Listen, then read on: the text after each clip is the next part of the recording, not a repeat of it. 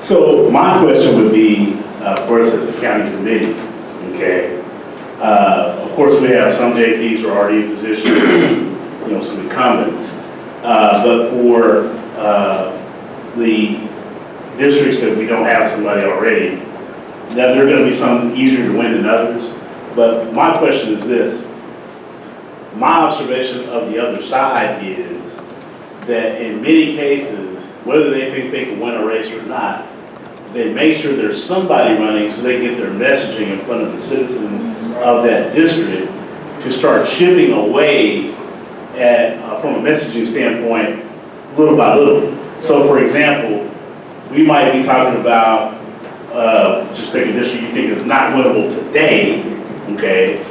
But if you have 3 election cycles where there's nobody from our side running at all, that group of citizens never hears our message, okay? Whereas, even if that person, I'm not saying dump tons of money into, but if you got somebody doing a serious campaign and running, what is our game plan to get people into those districts so that maybe in 2 or 3 election cycles, we have a relationship with people in that district where we do have some more districts that we can pick off. The long game. So my question is really kind of what is our game plan as far as that's concerned based on the map?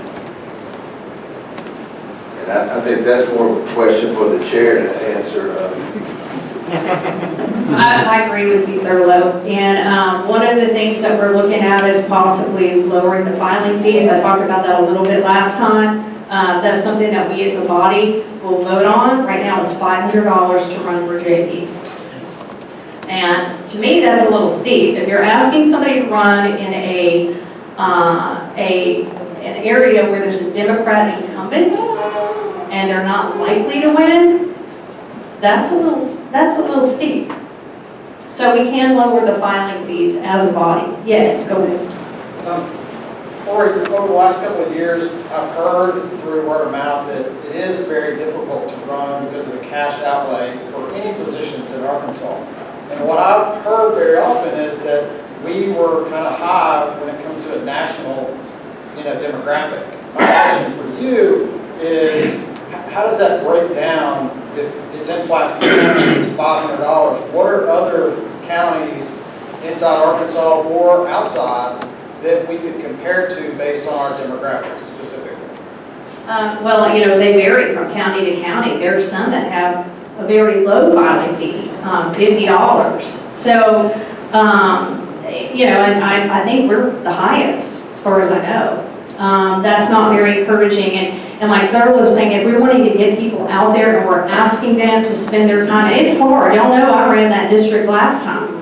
And it's hard to get out there and run for office. But there's one thing that we do have now is we have a candidate assistance committee which will help you. Paul Timmer is like all in on technology. And then we have Wendy Potter and Becca Davis and Kara Maynard, who's not here, that ran for various positions in the past.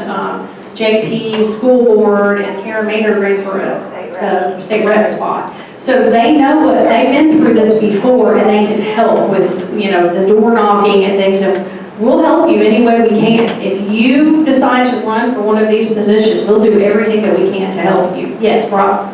So Teresa just told me that we are more than twice the Democrat filing fees. Yes. More than twice. Democrat zero. To put everybody in perspective, more than twice. So candidates. that's got to, well, but you also have people to run. And in a lot of cases. We need other ways to vet candidates besides filing And think fees. about it too, that, okay, we're in Pulaski County. If you were running in Saline County or a county that's predominantly a red county, that would be different. But we're asking people to run in a position where, we're down. Y'all know we've got 5 spots in the county. That's it. That's all we have. Our sheriff is a Democrat. Our county clerk is a Democrat. Everybody.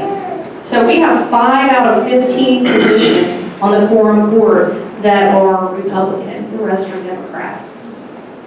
So